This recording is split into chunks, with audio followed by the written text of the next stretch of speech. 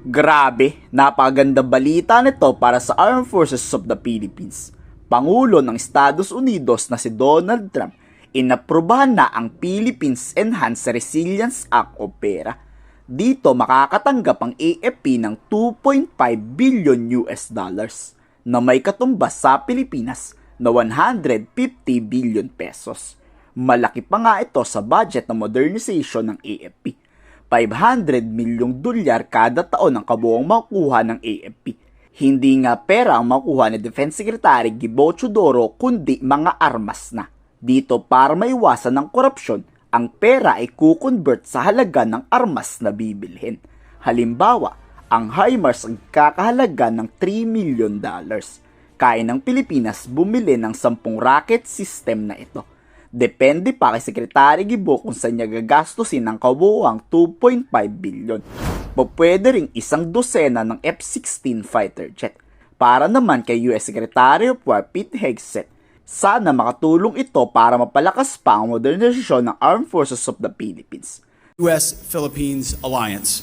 We agreed on the next steps to reestablish, and that's key, reestablish deterrence in the Indo-Pacific region.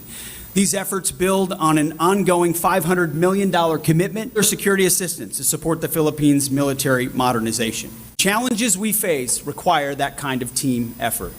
But I'll tell you this, those aspects are just the beginning. It reflects the strength, as I said, of our ironclad alliance, particularly in the face of communist China's aggression in the region. Sa iba pang balita, mariinding kinundi na ang China pag-aproba rin ng Estados Unidos sa arms sales naman para sa Taiwan. Kung ang Pilipinas bibigyan ng bilyong-bilyong dolyar, sa Taiwan naman bebentahan. Nagkakalaga nga ng 11 billion US dollars ang bibiling armas ng Taiwan sa Amerika.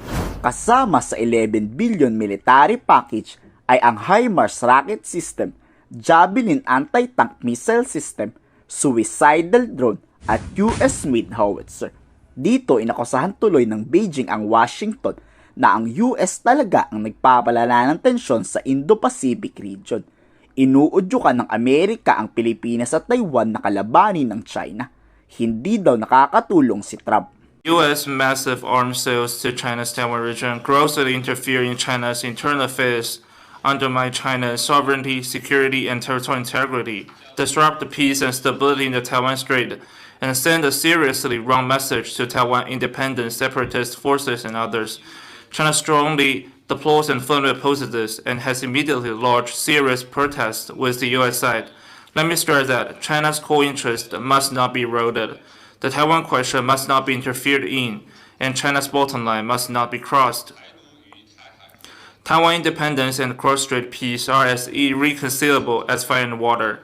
Any move of arming Taiwan will face serious consequences. Buti na lang talaga andyan ang Amerika, nakasuporta sa pagdepensa sa Pilipinas. Kung wala siguro ang US, malamang matagal na tayong sinakop ng China. Philippines, province of China.